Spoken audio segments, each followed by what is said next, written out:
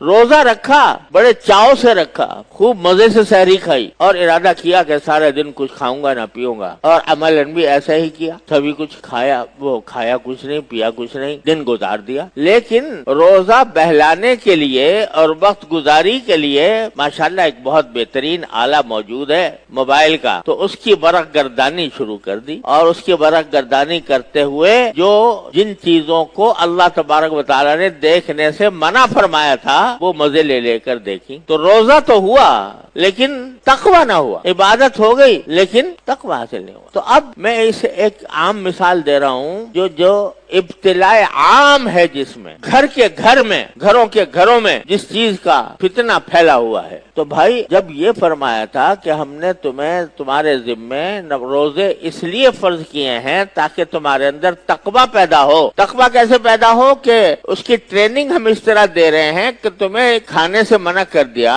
پینے سے منع کر دیا، نفسانی خواہشات کی جائز ادائیگی سے منع کر دیا، اور تم نے اس کو قبول بھی کر لیا، کھانا بھی چھوڑ دیا، پینا بھی چھوڑ دیا، جائز طریقے سے اپنی جنسی خواہش پوری کرنی بھی چھوڑ دی، حلال چیزیں چھوڑ دی، میرے کہنے کی وجہ سے، میرے حکم کی تعمیل میں یہ سارے کام تم نے چھوڑ دیے۔ تو ماشاءاللہ یہ ایک مشق ہو گئی تمہاری کہ اللہ کے حکم کے آگے اپنی ہر خواہش کو قربان کرنے کی ایک مشق ہو گئی۔ لیکن اگر ایک طرف تم نے حلال چیزیں چھوڑ دی میرے کہنے پر، اور جو چیزیں پہلے ہی سے حرام تھیں وہ نہ چھوڑی، رمضان میں بھی جھوٹ بول رہے ہو، رمضان میں بھی غیبت کر رہے ہو، رمضان کے اندر بھی دل آزاری کر رہے ہو کسی کی، رمضان کے اندر بھی حقوق العباد کے خلاف کام کر رہے ہو، رمضان کے اندر بھی غصہ کر رہے ہو ناجائز، رمضان کے اندر بھی لوگوں کو ستا رہے ہو، رمضان کے اندر بھی تمہاری آنکھیں بند نہیں ہیں گناہ سے، رمضان کے اندر بھی تمہاری زبان گناہوں میں لت پت ہے،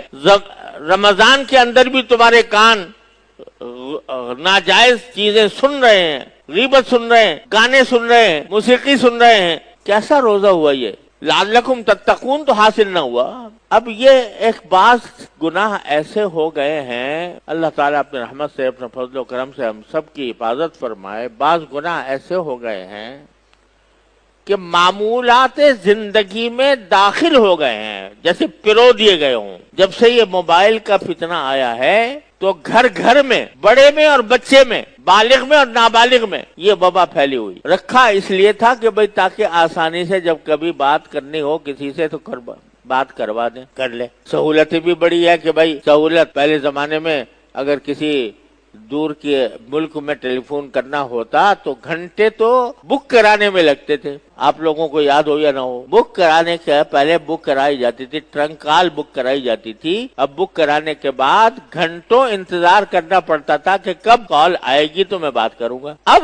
صرف ایک انگلی کے ٹچ سے آپ امریکہ بات کر لو، آسٹریلیا کر لو، دنیا کے دور دراز مقامات پہ کر لو۔ تو یہ سہولت تو بے شک حاصل ہو گئی، لیکن شیطان نے اس سہولت کے ساتھ ایسی عذاب کی چیزیں اس میں شامل کر دی ہے کہ بچہ اس عذاب میں مبتلا ہو۔ اگر کہو، تاکید کرو کہ بھائی اس کو یا تو سادہ سا موبائل استعمال کر لیا کرو بات چیت کرنے کے لیے،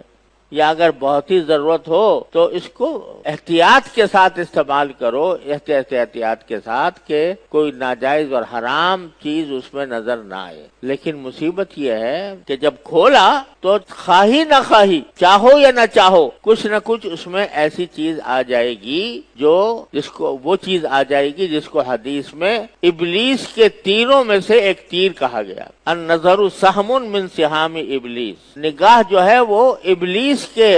تیروں میں سے ایک تیر ہے۔ وہ تیر جو پھینکتا ہے ابلیس انسانوں کو گمراہ کرنے کے لیے، غلط راستے پر ڈالنے کے لیے۔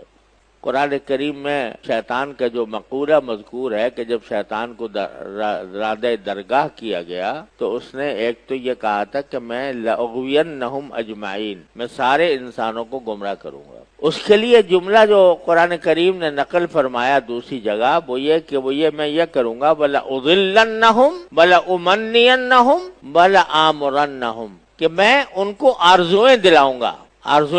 خواہشات پیدا کروں گا کہ یہ کام کر لو بڑا مزہ آئے گا، آرزویں دلاؤں گا، یہ کام کر لینا بڑا مزہ آئے گا۔ وَلَأُمَنِّيَنَّهُمْ لَأُضِلَّنَّهُمْ، پہلے تو یہ کہا کہ میں ان کو گمراہ کروں گا، صحیح راستے سے ان کو کسی بھی جہاں مجھے موقع ملے گا صحیح راستے سے ان کا راستہ ٹیڑھا کر دوں گا، ہاتھ پکڑ کے ٹیڑھے راستے پہ چلے۔ चलना शुरू कर देंगे और उनको आरजुएं दिलाऊंगा, बड़ा मजा आएगा, ये काम कर लो, फिर मौका मिले कि ना मिले, इस तरह की बातें दिल में डालूंगा, आरजुएं पैदा करूं कि बड़े मजे के ख्यालात दिल में पैदा कर दूंगा कि काश ये हो जाए, काश ये मुझे ये मिल जाए, काश ये मुझे मिल जाए, काश ये मजा भी मुझे मिल जाए, ये मजा भी मिल जाए, ये मजा भी मिल जाए। तो ये आरजुएं पैदा करूंगा उनके दिलों में, ला उमन्नियन्नहुम वला आमुरन्नहुम, और फिर आरजुएं पैदा करके उनको हुक्म दूंगा कि जब अब तुम मेरी आरजुओं के गुलाम हो गए, मैंने तुम्हारे दिलों में जो आरजुएं पैदा की थी, जब तुम उनके गुलाम बन गए,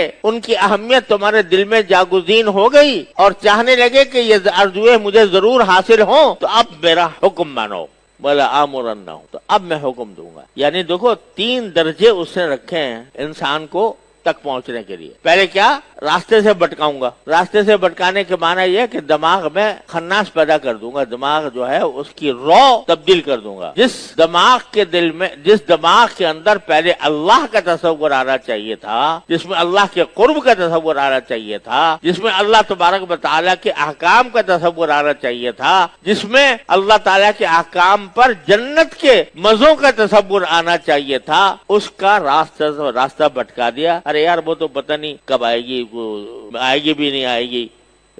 वो आखिरत, वो जन्नत इस वक्त तेरे सामने ये मौजूद है, रास्ता मौजूद है मजे लेने का। लउज़ल्लिन्नहुम, पहले तो रास्ते भटकाऊंगा कि जो शख्स अपने फिक्र और अपनी आरजुओं के तहत जब वो जन्नत की तरफ जा रहा था, उसको भटकाकर मैं दोज़ख की तरफ ले जाऊं। लउज़ल्लिन्नहुम, उसको गुमराह कर